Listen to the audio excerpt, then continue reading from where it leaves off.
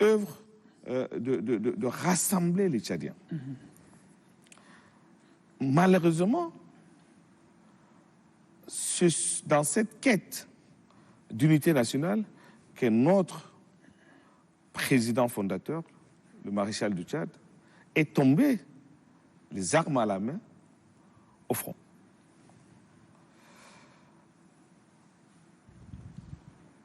Le président Mohamed, le maréchal du Tchad, quand il a accédé au pouvoir, tout le monde s'attendait à des actions de revanche. Que nenni. Sa première action, c'est d'appeler les gens même qui ont participé à la mort de son père pour rentrer. On a vu le chef d'état-major de FACT revenir à N'Djamena. Le porte-parole revenir. Le porte-parole et tout le monde revenir. Tous ceux qui ont tué sont revenus. C'était la guerre. Maintenant, il ne s'est pas arrêté à cela. Il est allé plus loin. Appelons nos frères qui sont en rébellion depuis longtemps, qui sont en exil depuis longtemps. Il est parti, il a organisé Doha. Il les a tous réunis. Dieu merci, je dirais 90% des gens qui étaient à Doha sont revenus au Bercail. Nous avons fait le forum, le dialogue national inclusif. Nous avons formé par la suite des gouvernements. Et d'abord le Conseil national, on les a intégrés dans le CNT. Certains ont transformé leur mouvement en parti politique. D'autres se sont fondus dans les partis existants. Nous en avons reçu aussi. Au sein du mouvement patriotique du salut, je ne sais pas si le MPTR en a reçu. Nous n'en avons reçu aucun. Parce que ce n'est pas une destination. Vous avez la parole, le porte-parole du MPS, continuez. Et donc, nous, au sein du MPS, nous n'avons fait que partager.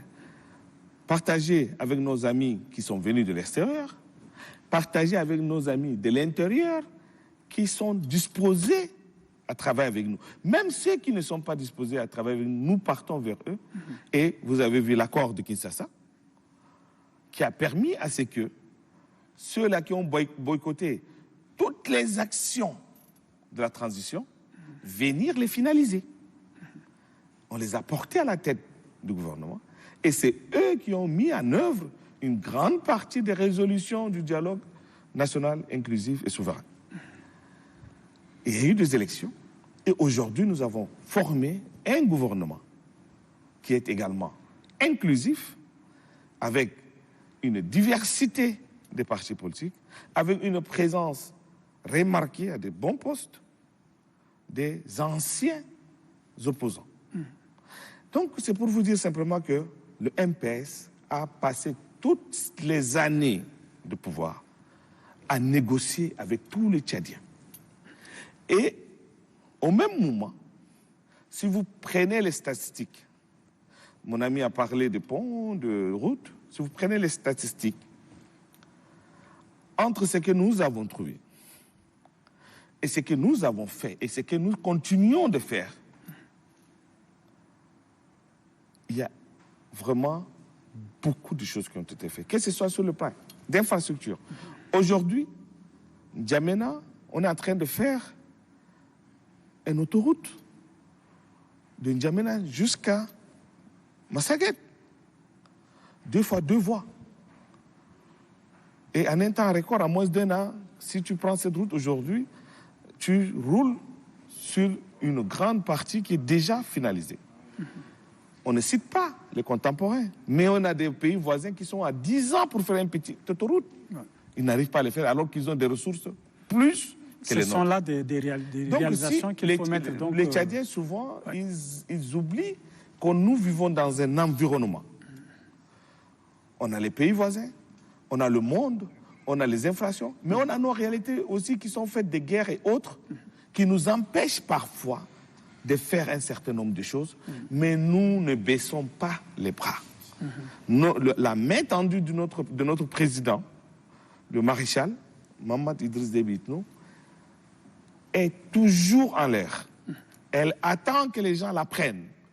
Et chaque fois qu'on la prend, nous répondons, nous sommes là.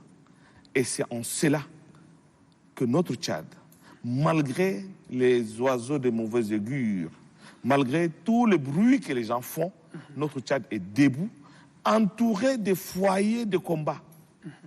Et les Tchadiens sont unis. Et les Tchadiens sont unis, même si les politiques essaient de les enflammer, ils tiennent tête. Et je dis bravo, merci au peuple tchadien. Il y a de quoi donc à tenir d'autres discours, travailler au sein des partis politiques pour qu'il y ait vraiment l'unité sincère. Historien, je me tourne vers vous, docteur Arnaud. Est-ce qu'il y a des faits et gestes politiques qui nécessitent qu'ils soient dupliqués afin d'édifier la génération actuelle et la génération future afin que l'unité soit une réalité? Oui, les faits existent, mais je vais les évoquer à la fin. Je vais les évoquer à la fin de mon intervention.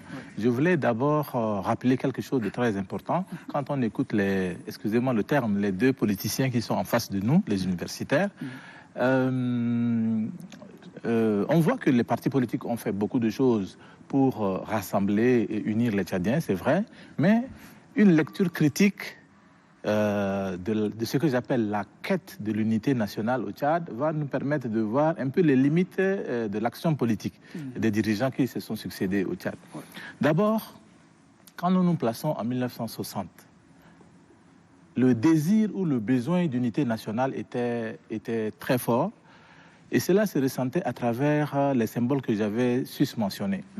Vous voyez, dans le drapeau national, là, c'est un peu les trois Tchads en un. Vous voyez, le bleu, c'est le sud. Le jaune, c'est un peu le sable du désert. Le rouge, c'est un peu les montagnes, mais aussi le sacrifice, le sang versé pour la patrie. Mais on symbolise toujours que c'est la juxtaposition du sud, avec sa verdure, le centre, avec la steppe, le Sahel en fait, et puis le nord. D'accord. Mais trois en un, c'est-à-dire c'est l'unité tchadienne à travers le drapeau national. Vous prenez la devise. Et le mot unité qui commence en premier lieu. Unité, travail, progrès. Voilà. Dans l'unité, on peut travailler pour le progrès de notre pays. Quand vous prenez l'hymne national, c'est la même chose. Vous voyez les différents refrains, les couplets plutôt, et puis vous allez voir qu'on dit les gens du sud, les pasteurs du nord, les gens, unissez-vous pour bâtir voilà, un Tchad nouveau, des choses comme ça. Donc dès le début de la fondation du Tchad indépendant, le besoin d'unité était vraiment clairement exprimé à travers ces choses-là. Mais ce besoin-là, c'est encore davantage exprimé à partir de 1962. On a pensé que non, le multipartisme hérité du colonisateur était de nature était un facteur de division sur des bases ethniques. Donc il faut instituer le parti unique. À l'époque, dans toute l'Afrique noire, on chantait les vertus du parti unique. On pensait que le parti unique était le creuset de l'unité nationale. Mais on a constaté que c'était l'effet contraire qui s'est produit. Parce que, par exemple, sous Tombalbaye, le PPT-RDA a organisé le congrès de l'unité en 1963 à Farachambol, voilà, pour que tous les dirigeants politiques viennent adhérer au PPT-RDA. Mais ça a provoqué plutôt un effet vraiment dévastateur parce que les rébellions se sont multipliées. Quand on parle de rébellions, ça veut dire que ce sont des gens qui sont en rupture de banc avec voilà, l'ordre en place, n'est-ce pas?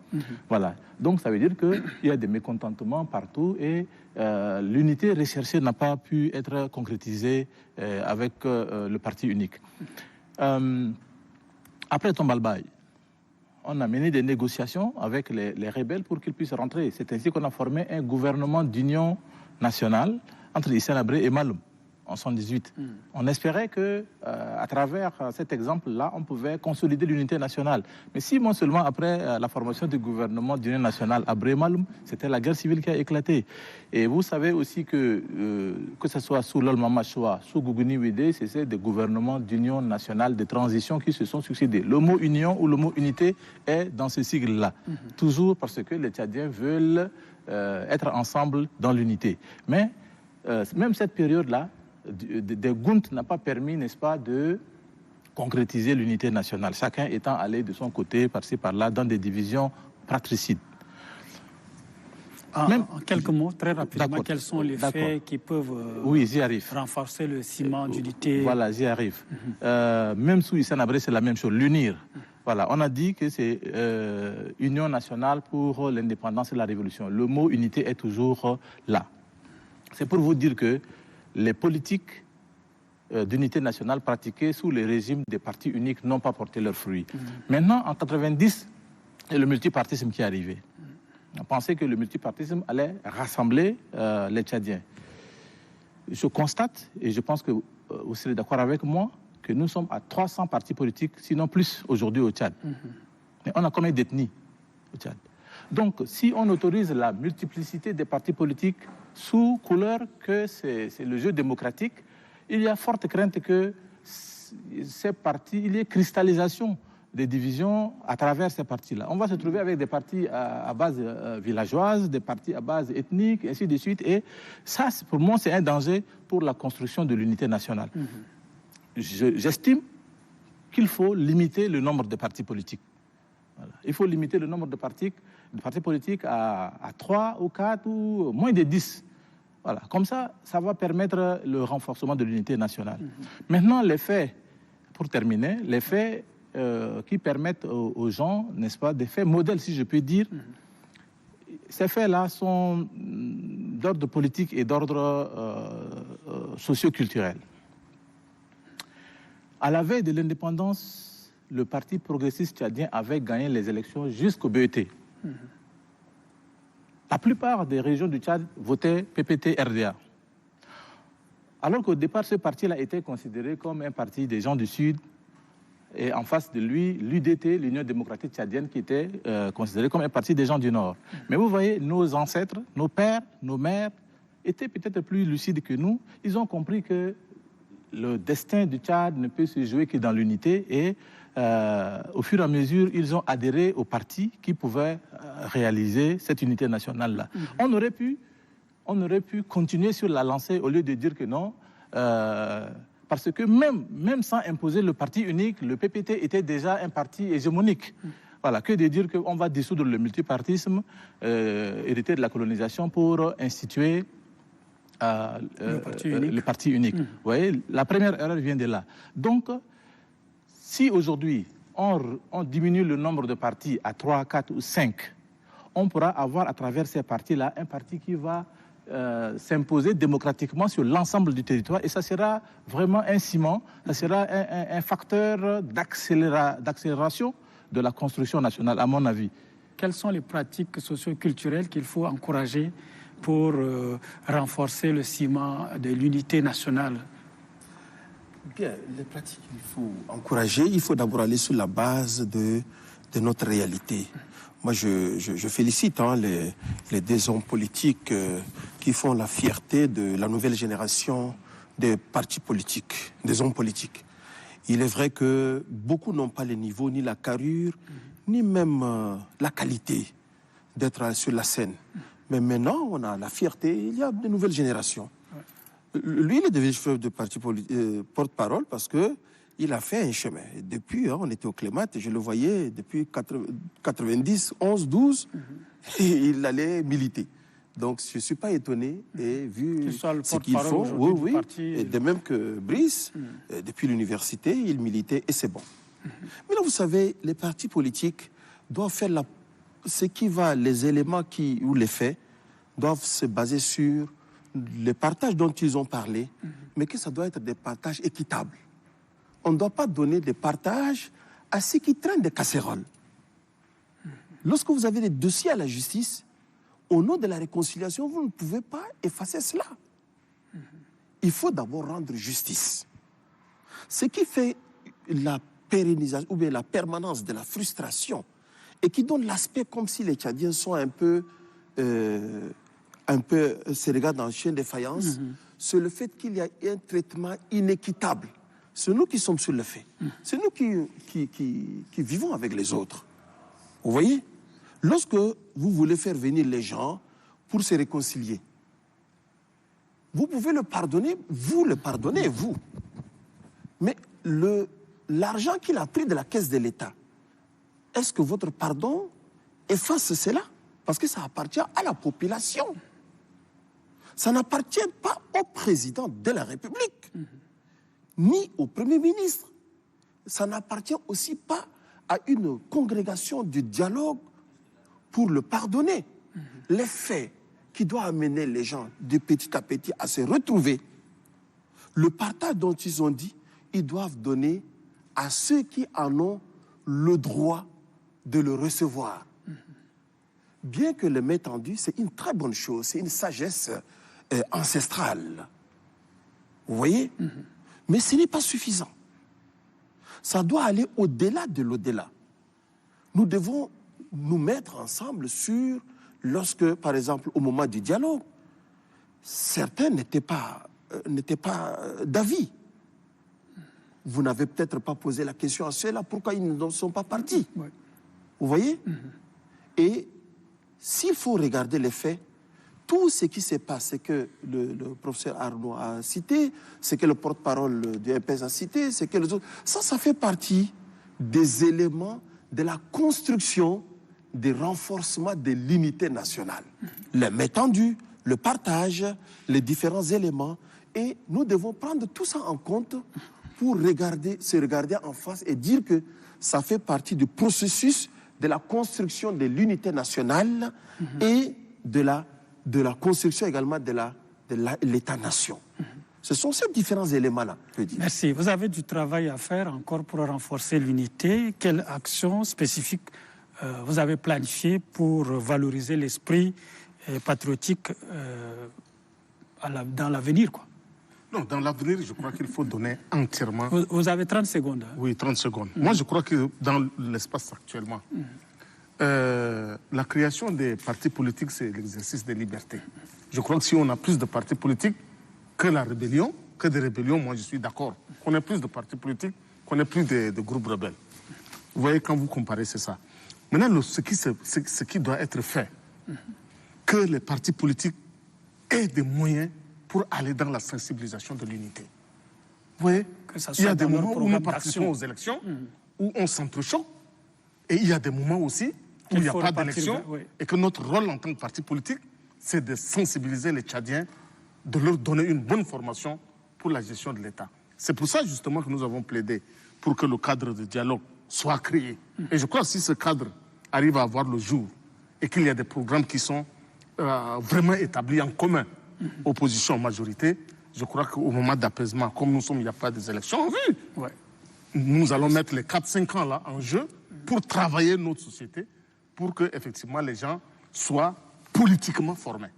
Aujourd'hui, nous avons un déficit politique. Qu'ils sachent que la politique, ce n'est pas la division. Non, ce n'est pas la division. Merci. Porte-parole du MPS. Oui, moi, je dirais simplement que la construction de la nation est un processus et surtout, c'est une obligation. Surtout pour un parti qui a l'adhésion des Tchadiens, à qui les Tchadiens ont donné la plénitude de gérer leur vie. Nous sommes en train de travailler sur toutes les actions qui concourent à construire une unité nationale dans laquelle les Tchadiens doivent se sentir heureux de vivre dans leur pays. Merci beaucoup. C'est ça mon mot de fin. Merci, mesdames et messieurs. Merci également de nous avoir suivis de bout en bout cette table ronde autour de la question de la célébration de la fête de l'indépendance, qui est donc socle de l'unité nationale. Nous avons reçu comme invités 4 personnalités à ma droite. Professeur Fouda Mamat Diorap, il est sociologue, et docteur Arnaud Dingamadi, historien. Et juste à ma gauche, le président du parti Mouvement des Patriotes tchadiens pour la République, Brice Mbaïmo Mpluma, Monsieur Abdel Nasser Garboua, porte-parole du Mouvement patriotique du Salut. Merci, chère personnalité. Merci d'avoir accepté de venir participer à cette émission. Merci. C'est nous qui vous remercions. Merci beaucoup. Et bonne fête de l'indépendance. Bonne fête à tout le Tchadiens. monde. Bonne fête à tous les auditeurs et téléspectateurs du Tchad. Merci.